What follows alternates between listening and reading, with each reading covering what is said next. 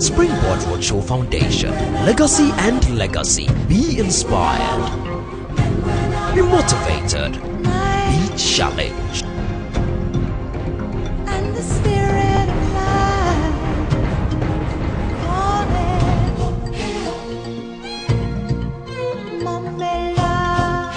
Thank you very much, Albert and Comfort, for this platform. I don't consider it an entitlement. For me, it's a privilege. So thank you. Thank you. Talking about going global, I want to start by sharing 2 ways in which I've gone global. One is in learning, okay? The things that I learn, the places I learn from, the sources. I was born and raised right here in Ghana. And I went all the way up through O-level, A-level, did my national service. Back in the day, national service was a year right after, no, it was actually right after sixth form, and then another one after university. So anyway, I did this and traveled, and then studied outside.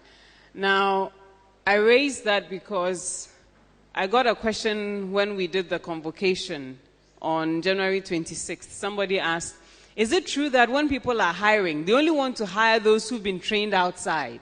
So if you haven't gone to study in America or in the UK, nobody wants to hire you. It's a lie. If you ask Albert whether he trained outside, he'll tell you, and when he gives you the answer, decide for yourself whether it's only those who've trained outside who can be successful. That's a lie. Don't believe it. Now, I followed my heart. And I raise this because if I ask for your interest in terms of career, I'm sure I'll get a little variation. What are some of the things, careers you are interested in? What do you want to do? Once you are done, you move past school, academic, yes, Pan-Africanism. I see you in your African shirt. All right. You are living it. That's good. Yes. Anybody else? Sales and market. A lecturer. Okay, so teaching. We do the same thing. Yes. It's okay if you're not too sure now. All you have to do is to start learning. One of the main reasons why I didn't do college here was because our system, the British system, was a little too restrictive. And so I went into a school where I did 3 majors, okay? I did French because I wanted to work across the globe. So don't do French just because. And French language is a tool. That's all it is. Because you can be an engineer and be working in a French-speaking country. You can be a lawyer and you work on corporate deals for Francophone clients who are coming in to do business. You can be a doctor, Médecins Sans Frontières. They travel around and they are doctors. So there's so many things you can do with the things that you learn. All right? So I went global. I learned French. I wanted to work across the globe. And so I learned international affairs. Just trying to understand how different countries, relate, etc., etc.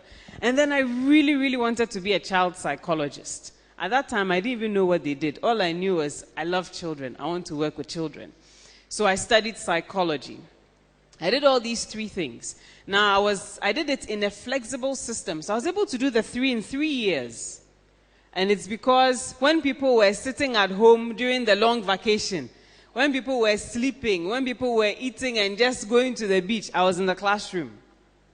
I studied every single semester until I graduated. And so you have to learn to push yourself. You have to learn to take advantage of those opportunities. And then I went ahead and I did a master's in public service management. I did a master's in, what was the other one? Social sciences. And I wound up with a PhD in public admin because I realized where my heart is, still is public sector and changing the way things are, public sector reform. So that's my journey. Now, I use it as an example mainly because it's important for us to learn outside of our immediate context. Start going global now. Don't wait till, let me finish. When I finish, then I'll find a job, and maybe the job will take me to, no, it won't take you anywhere. Start now, okay? All right. If I'm to ask you, for the students amongst you, where do you want to go and study? What are some of the countries out here? Canada. Pardon me? Paris. So France, okay. Norway, okay. Italy, okay. Usually I get two main countries, the UK or Europe in general, and then the US. I've had Norway. I've had a few. That's good. If you want to study, if you want to learn, you don't even have to physically leave and then go somewhere. You can be sitting right here in Ojakrom in all our heat. And you can be studying with students in Japan, in Australia, in Brazil, just by going onto the internet. Okay? There's a certain website. I should have put it on the slide, but let me spell it out for you.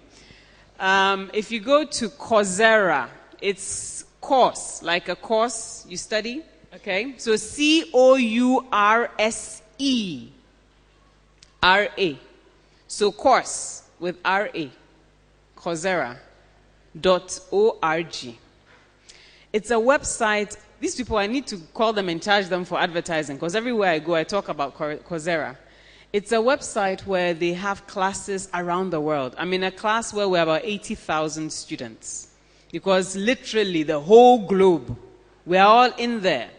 And there's a professor, a lot of the programs are from the US, but many universities, MIT, Harvard, Stanford, etc., and then schools in Europe as well, where the professor does the lecture, you watch the video, you ask questions, and there are discussion forums, etc. Now, this is how you go global. You learn from global examples, the best practices out there. You learn. I teach a class at Ashesi University, and it's leadership. And a lot of times, what I get from my students, when we talk about leadership, I get a lot of, leadership, when you start having the discussion, you realize a lot of people think it's a position. Leadership is not a position. If you think you have to wait till you are called director, managing director, CEO, CFO, whatever, before you become a leader, that's a lie. Right now, how many of you have siblings? You have a brother or a sister? Let me see your hand.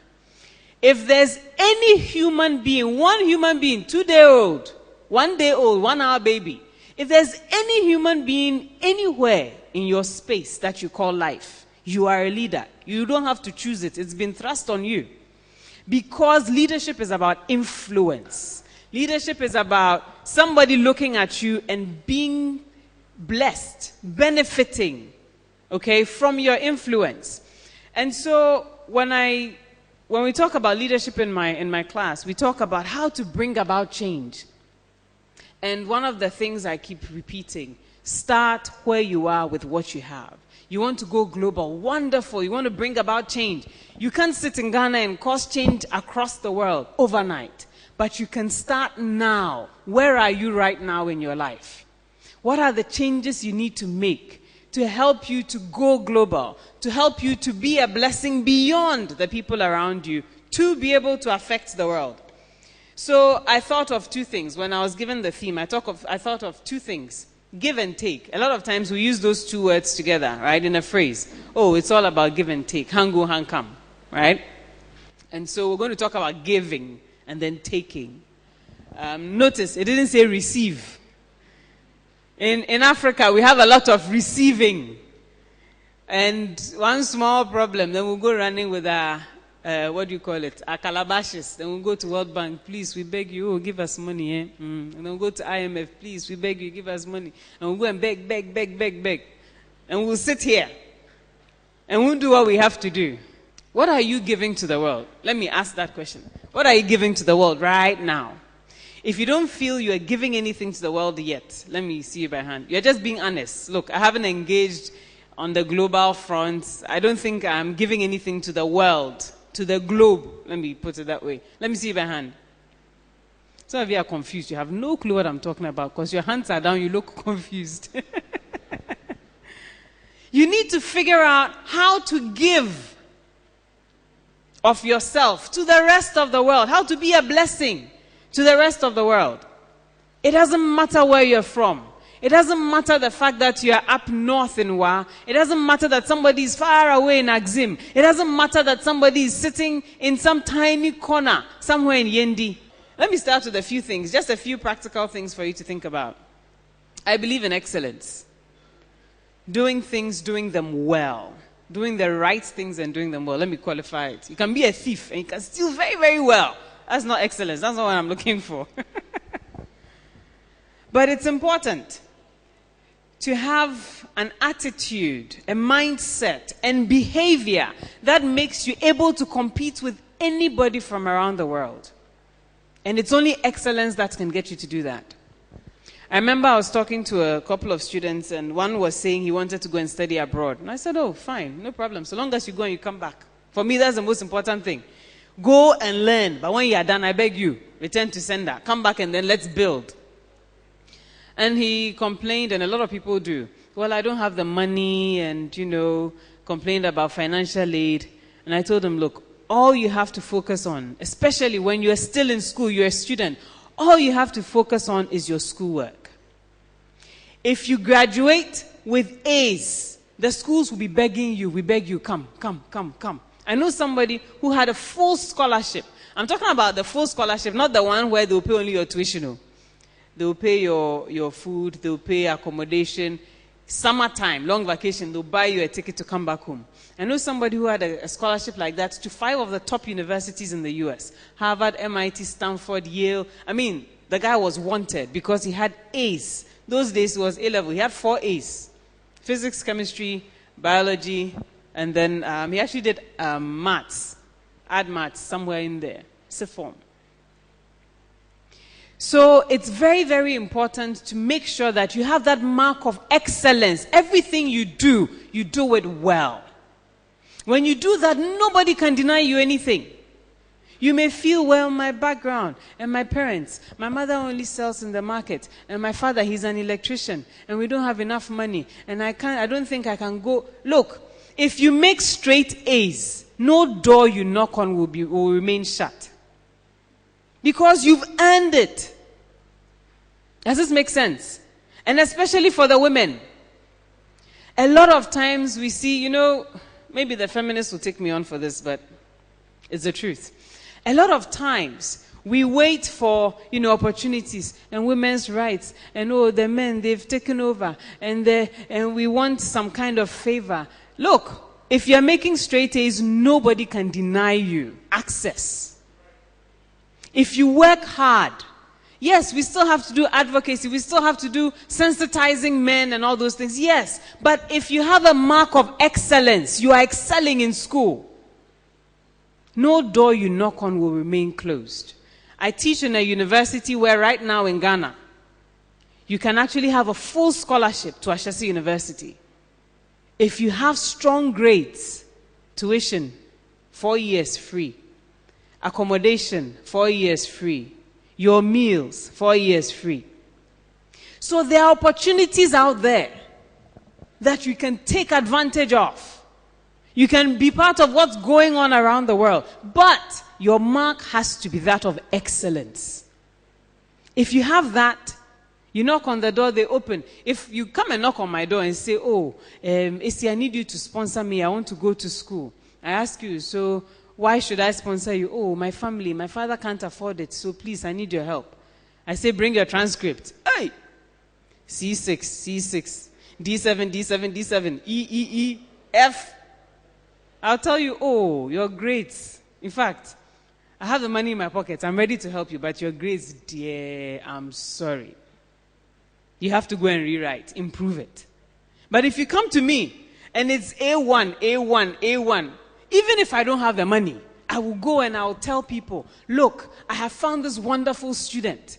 She wants to go and study this. He wants to go and study that. The only thing left, this person is straight A's. The only thing left is a little financial support. Can you help me? Me, I will go around and I'll look for that money. So excellence will open many doors. And if you want to compete at the global level, that is what you need. I see many people on, let me ask, how many of you are not on Facebook? Not. I didn't ask how many of you are there. How many of you are not on Facebook? 1, 2, 3, 4, a few hands back there. In a room of about, how many are we? Many people.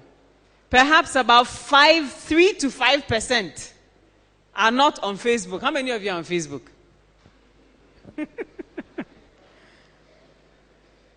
But Facebook is not a local platform. What you do on Facebook is not only Ghanaians who see it too. If you go there and you misbehave, that's your future employer. That's your future business partner in Sweden, in Brazil, in the US. They are watching. I do recruitment. We look at Facebook. We see who people really are. So if you want to engage at that global level, what are you giving? Give excellence. What are you giving back to that global community? You go on Facebook. What are the kinds of jokes you're sharing? And I'm glad that Kizito mentioned, language and communication. Increasingly, for those of us who teach, we're seeing students who write formal academic, work with text language. Instead of Y-O-U, it's you. Instead of T-E-X-T, it's T-X-T. Instead of B-E, it's B. BFF. You know what that is, right? Okay, some of you are clueless. It's okay. But text language is making it into academic writing, and that's a no-no. I read Facebook and I see the kind of English written there, and it's the same kind of English that is put in papers. That's a no-no. If you're on Facebook, use it to start testing out the excellence of your English. Don't use it to display the paucity of your English. Does that make sense?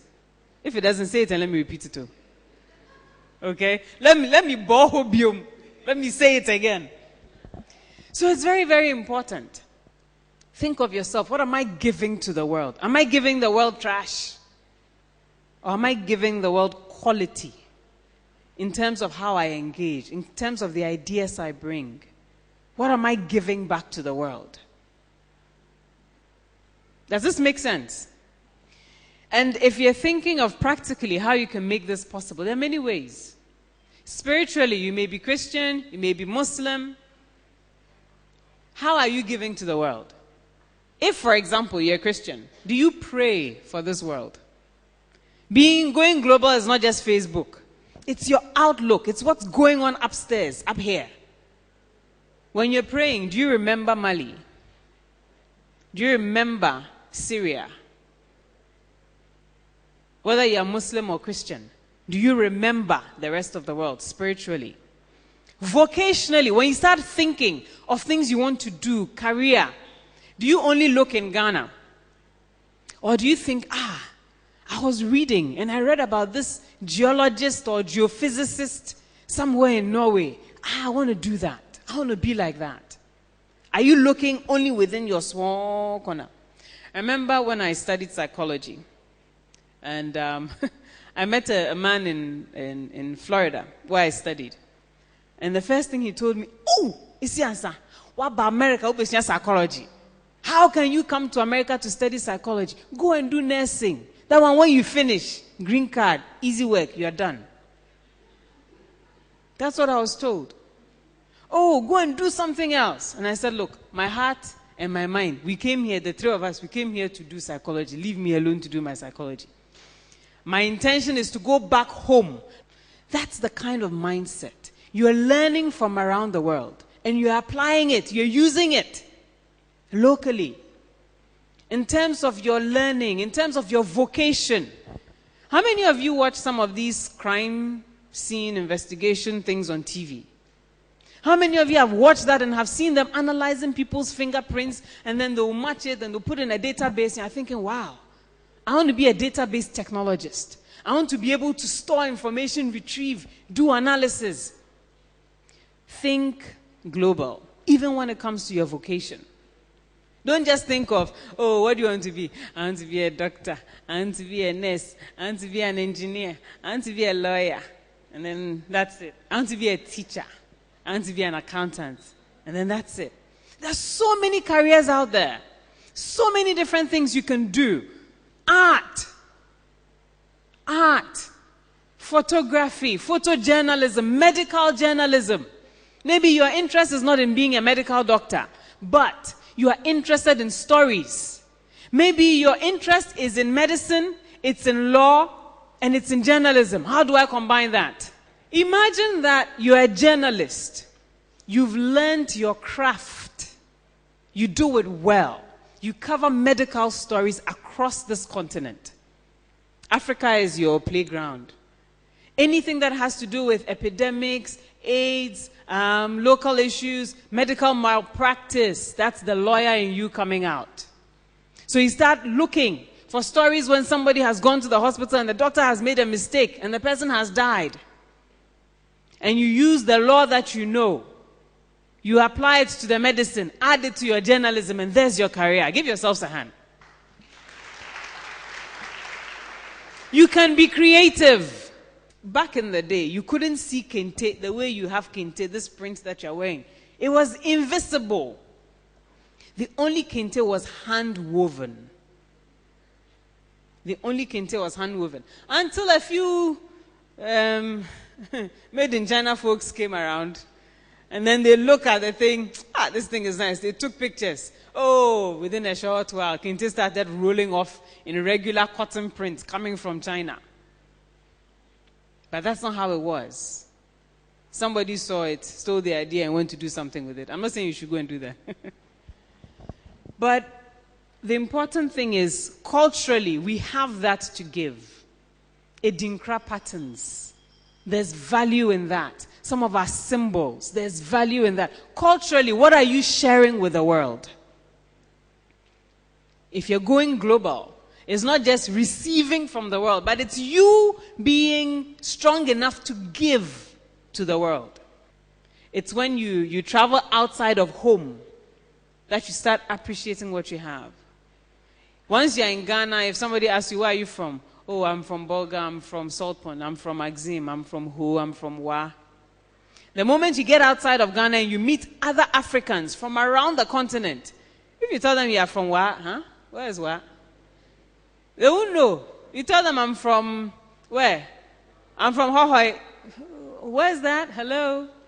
But once you get out of here, you become a Ghanaian. Your label grows. You grow from being just, oh, I'm from Hohoi or I'm from Axim to I'm Ghanaian. Once you leave the continent of Africa, your identity grows even further. You're no longer just an African.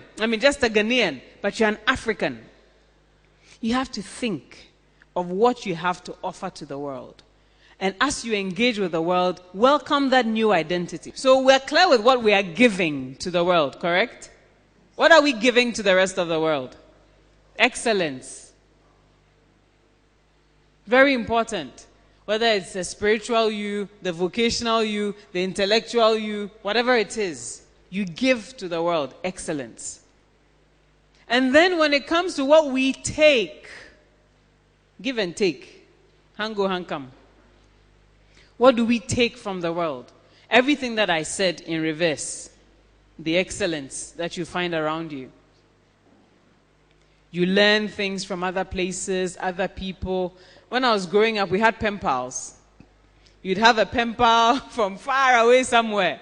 And you write a letter. You sit down and you handwrite a letter. Then you post it. And about 3 weeks later, their response will come.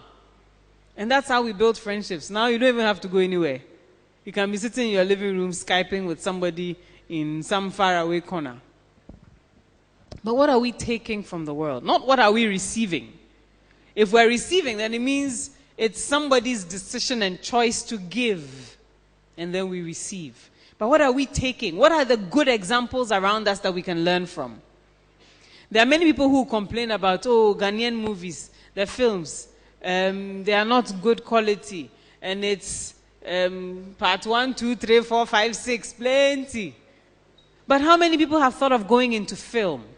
So that what you've learned, you've watched programs from elsewhere, what you've learned, you can begin to apply to your own local context. Very, very, very important. What are we taking from the world? What are the lessons, the values, the knowledge, the skills, the positive things, not the negative things? Not the negative things. If I want to find an American child, 5-year-old, and ask them what they think about what? Finance, the world, whatever. No matter how wrong they are in their answer, they're very, very confident. They will give me an answer and I'll be sitting there thinking, wow, 5-year-old? Are you sure you're not 45 trapped in a 5-year-old's body? Flip the coin. Ghanaian child. Ask them the same question.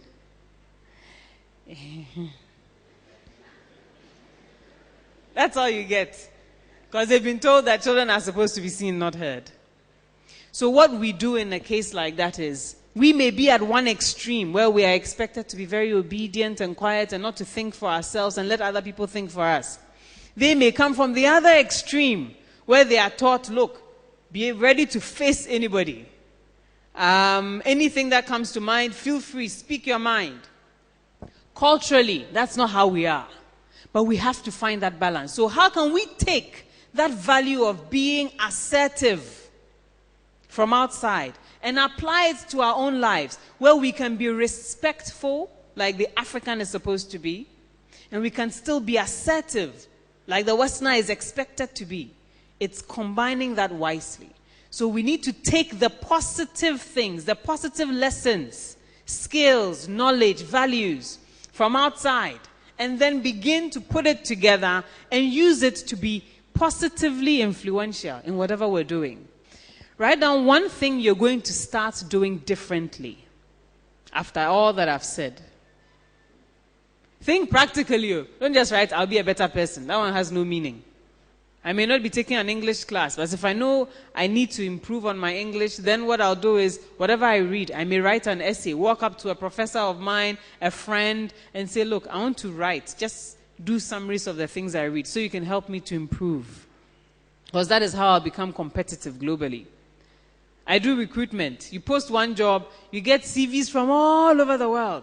Kenya, Canada, US, Ghanaians and non-Ghanaians. You can't be where you are the way you are. You have to make some changes. So write down something you're going to start doing differently. Maybe yours is to start using Facebook wisely. Maybe yours is to start exploring. There's an idea you have. You haven't really thought about it much.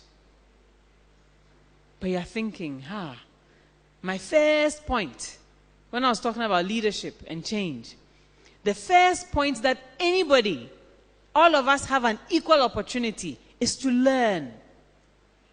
To learn about something. That's your first point. If you sit and you think, I want to change the world, the way street children are walking around and they are hungry, and I want to change that. The first thing you do is you learn about the problem. That's research, and I believe you've heard about it already. You learn about it, and then you start doing something about it in your own small corner. You don't wait to finish school and then 15 years from now I'll set up an NGO and then we'll take care of all the street children. No, right now in your neighborhood, you come out of your house, you see 3 children walking around with nothing to do. Pull them aside. At the end of school days, sit down with them and read with them. Start where you are now with what you have. And if anybody tells you, you can go global later when you are an adult and you are done, and I don't even know what the word adult means. But when you are done and you are working, start now. Whatever it is you need to do, want to do, start now. And promise yourself that by the day you die and you leave this planet, you'd have been a blessing to the world. Not just to you yourself, not just to your family, not just to your community, not just to your country or your continent, but to the world. Plan to leave a legacy that crosses boundaries. So that when we're talking about the best anesthesiologist in the world, we'll look in Ghana and we'll find you. When we talk about some very sharp professor who's been doing some serious research in economic policy and has been designing some wild, fantastic solutions, let it be you.